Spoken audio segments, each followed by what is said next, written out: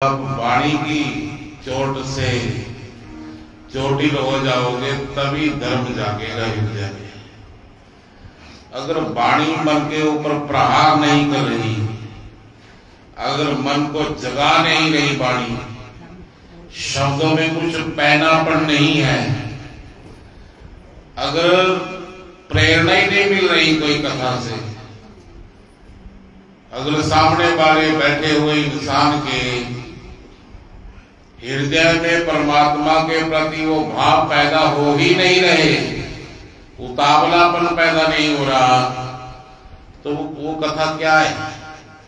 वो तो time pass है, बस नचा लिए गा लिए पंडितों को, मेरे जैसे लोगों को दिहाड़ी किससे मतलब है, और आप लोगों को मतलब है 2 घंटे टाइम पास। मुझे लगता है कि ये टाइम भगवान ने आपको किस्मत से मिला है। मेरा सहयोग चाहिए कि अगर आप आए हो तो उस काम को छोड़कर जो यहाँ आए हो उस काम की कीमत से कहीं ज्यादा कीमती आपको मिले, तब आपका आना सार्थक है। अगर आपको वो नहीं मिल रहा जिसके लिए आप आए हो, शांति के लिए, अंतर जगत से कुछ खोज लें, कुछ मिल जाए, अंतर कैसे ठहर जाए, आत्म दर्शन कैसे हो, ये 3.5 आंख का शरीर है जो अगर 70 साल में खोज ना पाए तो फिर क्या खोजा गया? फिर आपने क्या किया आपकी जिंदगी में? जिंदगी तभी सार्थक है जब आप अपने इस 3.5 हाथ के शरीर के विज्ञान को समझ पाए। नहीं तो भाई बार बार मृत्यु गाय ग्रंथों ने, मृत्यु जन्मनी मृत्युषु मरणम तस्य कलेवरम, बार बार मरता है, बार बार जन्म लेता है, इसी क्लेश में ये जीव पड़ा रहता है। ये दुख में, क्लेश का मतलब दुख है। मुझे कोई आदमी ऐसा बताओ कि सुखी हो कोई दुनिया में, क्योंकि हम 0 से करोड़पति लोगों से मिलाप रखते हैं। किसी के पास धन है, संतान ठीक नहीं है, किसी के पास संतान है, धन नहीं है, बिठाने की जगह नहीं है, किसी के पास इतना खाने पाने का सामान है लेकिन वो खा नहीं सकता, बीमारी लगी, किसी को इतनी भूख लगी हुई है उसके पास खाने का सामान नहीं है। हर एक आदमी किसी ना किसी प्रकार से दुखी है। सुखी कौन है? जिसने अपने अंतर जगत में निवास पा लिया, ठहर गया, जिसको इस शरीर का स्वभाव और आत्मा के स्वभाव में अंतर पता चल गया, जिस दिन उसने इस चीज का अनुभव कर लिया कि मैं शरीर नहीं हूं, मैं शरीर में विराजमान हूं, शरीर का स्वभाव मेरा स्वभाव नहीं है, मेरा स्वभाव है आनंद। ऐसे लोग हुए हैं जिन्हों के हथकड़ी लगा दी गई, जेल में ठूस दिया गया, लेकिन उनके चेहरे से मुस्कुराहट नहीं छीन पाई कुछ लोग। गुरु तेग बहादुर ने उनको तख्ती तवी पे बिठा दिया गया और नीचे आग जल रही थी, लेकिन उनके चेहरे से वो भाव जो अहोभाव के थे, तेरा भाड़ा मीठा लग गया, इस भावना में उनका चेहरा जो मुस्कुरा रहा था उस मुस्कुराहट को छीन नहीं पाया कोई। क्योंकि जब आप आत्मा के स्वभाव को जान जाते हो तो शरीर तो बहुत दूर की बात है। जब भी माइयों आपको, माताओं, टाइम मिले आपको, उसी समय आप आंखें बंद करके अपने अंतर जगत में जाया करो। जब भी याद आए, हे राम, हे परमात्मा, जरूर पुकारो। दिन में 1000 बार याद आए तो 1000 बार पुकारो, कल को 1001 बार याद आएगा। धीरे धीरे धीरे धीरे अपने आप याददाश्त बढ़ने लगेगी। धीरे धीरे रे मना, धीरे सब कुछ होए, माली सीते 100 घड़ा ऋतुवाए बलोए। जरूर आएगा समा जब आपकी भावना पर फूल लगेंगे भक्ति के, जब आपकी आंखें प्यासी हो जाएंगी सबरी की तरह और भगवान आपको मिलने आएंगे। जन्म की बात नहीं है, जन्म मरण ये कोई बढ़िया बातें नहीं है, अगला फिर है, अवसर है एक और। मरने के बाद बात खत्म नहीं होती, एक नया शरीर मिलता है। मेरी एक मासी थी, मर गई वो मुझे थोड़ी वो मजाकिया थी, मुझे कहने लगी अब तो वह शरीर छोड़ने का विचार बन लिया। मैंने उसको क्यों, कहने लगी मैं लड़कियों को देख के ना मुझे जलन होती है, मैं पहले क्यों आ गई, ये जीन्स मैं चाहती हूं कि अगले जन्म में फिर आऊं, मैं जीन्स बाकी घूमूं। तो मृत्यु क्या बिगाड़ेगी ऐसे आदमी का जिसको पता है एक और जन्म है। एक बात बताऊं आपको, मृत्यु सिर्फ शरीर छीनती है, आदमी के इरादे नहीं छीन सकती। जो इरादे लेके आप मरोगे वही इरादे आपके बचपन में जाग जाएंगे अगले जन्म में। अगर भक्ति लेके राम राम करते हुए प्राण त्यागोगे तो ऐसी भी अवस्था मिलेगी जहां राम आपका इंतजार करते रहेंगे। जहां आपका जन्म होगा वह चारों तरफ राम राम राम पुकारने वाले लोग मिलेंगे। शुरुआत तो करो।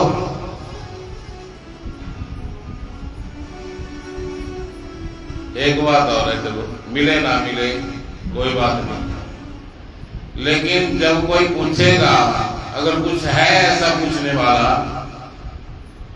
तो जिन्होंने प्रयास किया है वो कह तो पाएंगे महाराज प्रयास किया था, बहुत ईमानदारी से बैठे थे, संकल्प था, ध्यान था, सब कुछ था, पता नहीं क्या गड़बड़ होगी।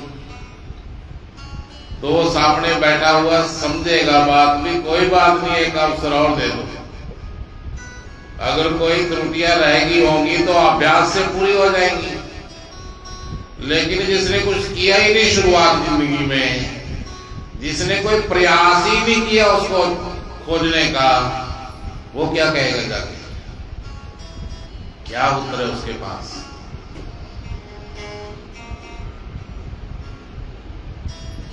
एक बात बताऊंगा यू आपको, एक फकीर था, कोई फकीर, वो समुद्र के कंढे पे अकेले ही रहते थे, झोपड़ी पाके। मैंने पहले ही कहा है कि अकेला जो कोई इंसान होता है तो वो अकेला नहीं होता, वो भगवान के साथ होता है। जब वो कहीं हो जाते हैं तो फिर उसमें भगवान खो जाता है। वो दुनियादारी की बात करेंगे, वो पता नहीं कहाँ ले जाएंगे आपको बातों बातों में, आपके ध्यान को भटका देंगे। लेकिन जब आप अकेले होते हो तो संपूर्ण स्वतंत्र होते हो। अपनी चेतना को किस दिशा में लेके जाना है ये आपके अधिकार में होता है। आपने क्या चिंतन करना है, ये दुनियादारी, अश्लीलता या फिर कबीलदारी के महकमे में इस ऊर्जा को खराब करना है, या फिर अपनी चेतना में निवास करते हुए श्वास लेने हैं। ये आपके अधिकार में हो जाती है उसी समय बात जब आप अकेले हो जाते हो। तो वो फकीर बैठा था, सुबह उठते ही पता है वो क्या करता, 3 बजे उठता, समंदर की लहरों में स्नान करता, उन लहरों से खेलता, आधे घंटे में वो बाहर निकलता और आके अपने दूल्हे पे बैठ जाता। पता है वो क्या पुकारता, उसका नाम था जघान। वो कहता, ओ जघान, ओ जघान मेरी बात सुन। चुप हो जाता और फिर अपने आप कहता, हाँ गुरुजी बोलो, क्या कहना चाहते हो आप? तो फिर अपने आप ही पुकारता, ओ जगान मैं ये कहना चाहता हूं कि तू अपने प्रति ईमानदार हो जा। बस यही महामंत्र है जिंदगी का। लोगों को तो धोखा देता है, लेकिन अपने आप को क्यों धोखा देता है? कब तक इग्नोर करेगा मृत्यु को? क्यों नहीं समझ पा रहा कि अवसर है? ये दुनियादारी के चिंतन में किसी ने कुछ नहीं पाया, आखिर में 4 आदमी उठा के स्वाहा स्वाहा हो जाती है, कहानी खत्म, डियर। अगर किसी के कोई ना बूढ़ा आदमी किसी माई में आ भी जाए कभी, तो फिर बाबे सीरदास नाथ महाराज जी जैसे संतों को बुलाते चिमटा हाथ में, तू आके वो कैसे गया, तेरी हिम्मत कैसे हुई हमारे घर में बढ़ने की? हाँ होगा हमारा दादा परदादा कोई, तो वो टाइम गए, चलो बाहर, अब तुम्हारा राज नहीं है, अब हमें यहाँ मरने के बाद कोई घर भी नहीं पड़ने देगा। कुछ लोगों को तो जिंदा ही निकाल देते हैं, वृद्धाश्रम में छोड़ देते हैं। ऐसा समय आ चुके हैं भाइयों, हालात ऐसे ही हैं। कोई भाग्यशाली माई है जो माता है, उसकी घर में सेवा है, या जिसके हाथ में 10-20 तोड़े सोना होगा, जब उसकी सेवा है, जब 5-7 किले जमीन ना होंगे। नहीं, किसी की सेवा नहीं है। आदमी अपने कर्तव्य को भूल गया, वो अपने जिससे वो आया है, जिस श्रृंखला से, उस श्रृंखला का सम्मान नहीं है हृदय में, तो ये लाल से बस सेवा हो रही होगी किसी की, लेकिन वो माई अभिमान में न रहे कि मेरी सेवा हो रही है। ये आपकी सेवा नहीं है, ये 20 तोड़े सोने की सेवा है। इसीलिए जो ग्रंथ बोल रहे हैं वो सत्य है। अपने प्रति ईमानदार हो जा, ये वो कहता रहता और बाहर निकलता और ताड़ी मार के ऊंची ऊंची हंसता और पुकारता उन वृक्षों को, देखो मेरे गुरु क्या कह रहे हैं, अपने प्रति ईमानदार हो जाओ। अगर धार्मिक होना है तो अपने आप को धोखा मत दो। जो सत्य है, चाहे कितना भी कठोर है, कितना भी ज्यादा चुनौतियों भरा है, लेकिन उसकी मंजिल जरूर है। सत्य चाहे कितना भी सुखाड़ा और शानदार लग रहा हो, उसकी कोई मंजिल नहीं है। इसीलिए सत्य के साथ रहो, अपने हृदय में धड़क रहे परमात्मा के एहसास में बने रहो। करना कुछ नहीं है, सब काम शरीर करेगा, आपकी सुरत उसको पुकारे बस। धीरे धीरे धीरे ना स्वाद आने लगेगा। स्वाद ऐसा आएगा कि भय खत्म हो जाएंगे, प्रेम की धारा हृदय में फूट जाएगी, आनंदित हो जाओगे। और गुरु महाराज कहते हैं, आनंद पिया मेरी माए, सतगुरु मैं पाया, सतगुरुता पाया, सहब मन बजिया बधाइयां। इसका अर्थ क्या है? आनंदित हो गया जीवन। एक सुख होता है, एक दुख होता है, ये बदलते रहते हैं, लेकिन आनंद एक अलग ऊंचाई है, वो बदलती नहीं है। आनंद हमेशा के लिए आ जाता है, फिर वो हमेशा मीठे मीठे जीवन में ऐसे जिएगा जैसे परमात्मा प्रकृति में निवास करते हैं, ऐसे जिएगा।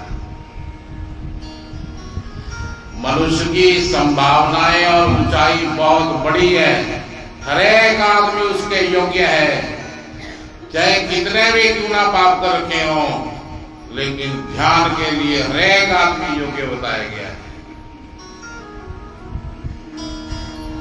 सदनाथ कसाई के बारे में आपने सुना है, बहुत बड़ी दुकान होगी, 5-7 बकरे रोज काटता होगा, लेकिन वो पाप उसके रास्ते को रोक नहीं पाया। जब उसके हृदय में प्रेम की धारा फूट गई तो वो वो सब माफ हो गया जब प्रेम जाग गया अंदर।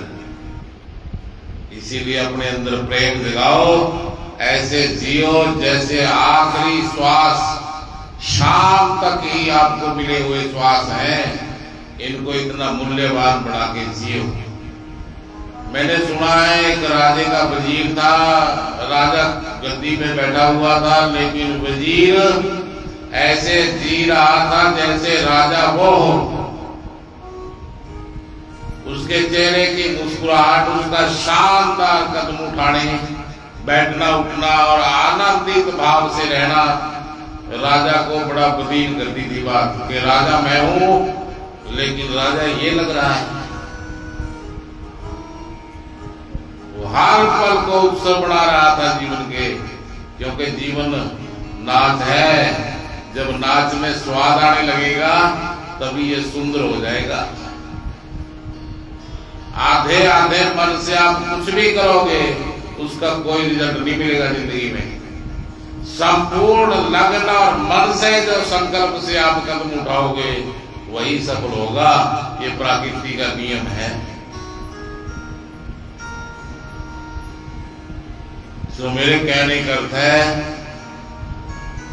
ऐसे जीवन में कदम उठाओ जैसे जीवन प्रेम प्रद हो जाए। गुरु नानक देव जी ने एक शब्द कहे हैं,